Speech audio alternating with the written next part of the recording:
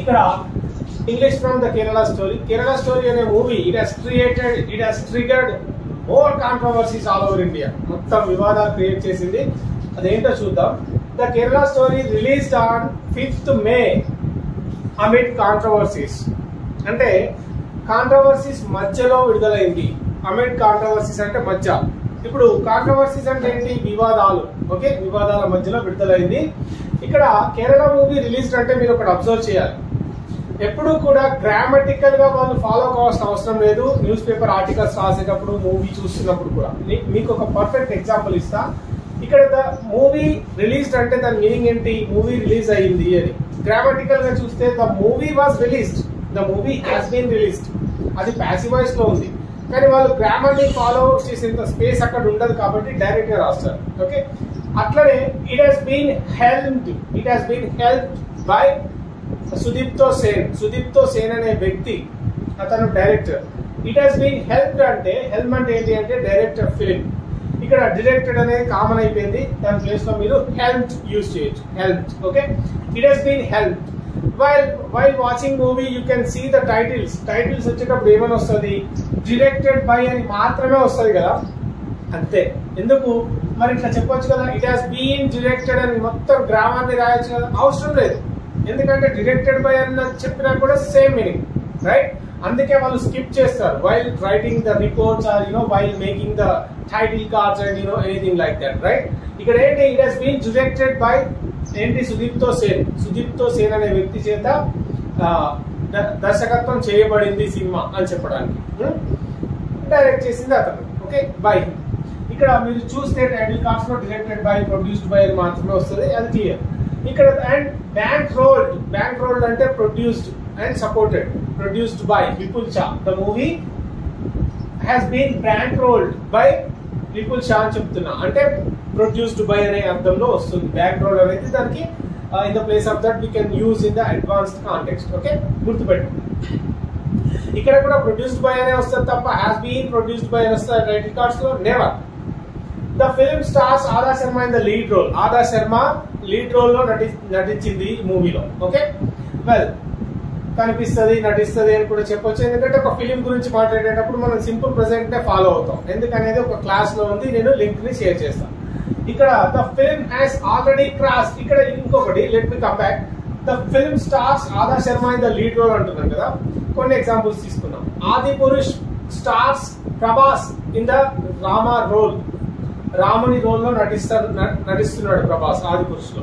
Well, Kriti Sanon stars the female lead to Prabhas కి female lead గా కృతి సనన్ నటిస్తుంది ఇన్ ద ఆది పురుష్ లో. ఇట్లా చెప్తాం. ఓకే, ఈ విధంగా.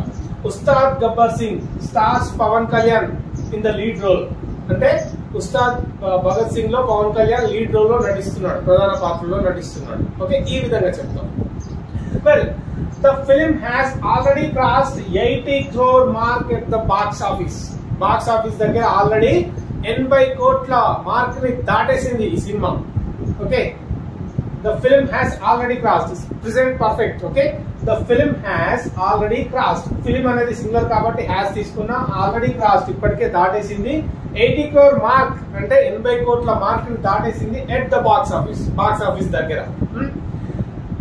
And likely to join 100 crore club soon. అంటే 100 కోట్ల క్లబ్ లో అతి త్వరలోనే 100 కోట్ల క్లబ్ లో చేరబోతోంది అని చెప్పడం. ఓకే, ఈ విధంగా ఇవన్నీ కూడా మోస్ట్ యూజువల్ గా మనం యూజ్ చేస్తుంటాం while talking about films and collections, movie reviews and whatever, right? And so on.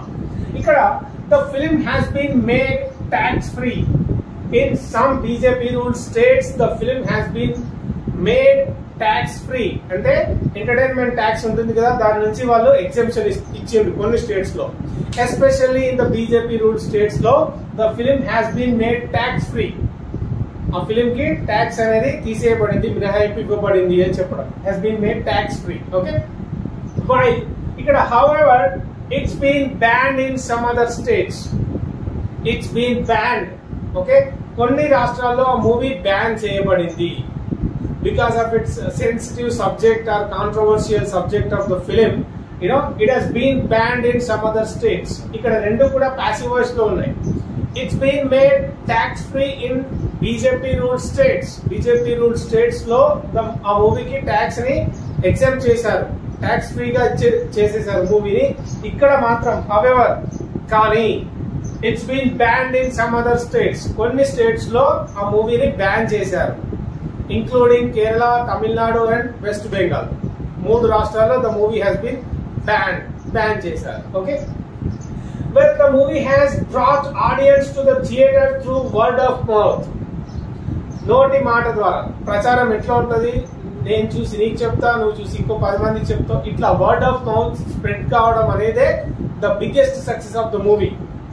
However, the subject of the movie, however, has some different contexts. Of course, subject ki vere contexts unnai.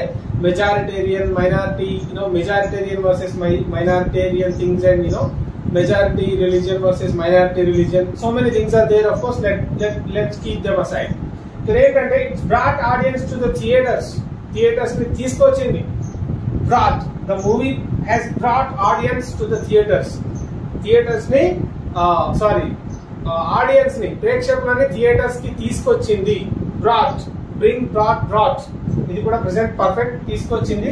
Through అంటే ద్వారా, దేని ద్వారా? Word of mouth అంటే నోటి మాట publicity ఉంటది కదా, నోటి మాట ద్వారా పబ్లిసిటీ జరిగిపోయింది. అదే థియేటర్స్ ఆడియన్స్ ని థియేటర్స్ కి తీసుకొచ్చింది. Well, however, the movie focuses on, movie దేని మీద ఫోకస్ చేస్తుంది అంటే దేని మీద ఫోకస్ చేస్తుంది కథ అనేది చూద్దాం. ఇక్కడ Adipurush focuses on Ramayana. I think my throat has got some whatever the things. Anyway, the film focuses on alleged conversion of 3 women. అక్రమంగా మత మార్పిడి చేసినటువంటి ఒక 3 మహిళలకు సంబంధించినటువంటి story. However the number has been exaggerated to 32,000.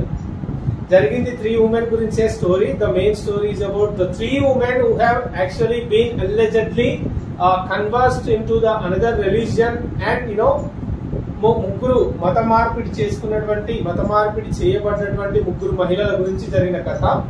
ఈ నెంబర్ ని కొంత మీడియా వచ్చేసి 30,000, 32,000 అని ఎగ్జాజరేట్ చేసిండు. తర్వాత డైరెక్టర్ కూడా యూట్యూబ్ లో ఎడిట్ చేసిండు, ఏంటి 32,000 కాదు 3,000 అని. Okay, that's a different thing. Of course అది మనకు అనవసరం. The film focuses on alleged conversion అంటే అక్రమంగా మార్పిడి చేసినటువంటి 3 women, 3 మహిళల గురించి.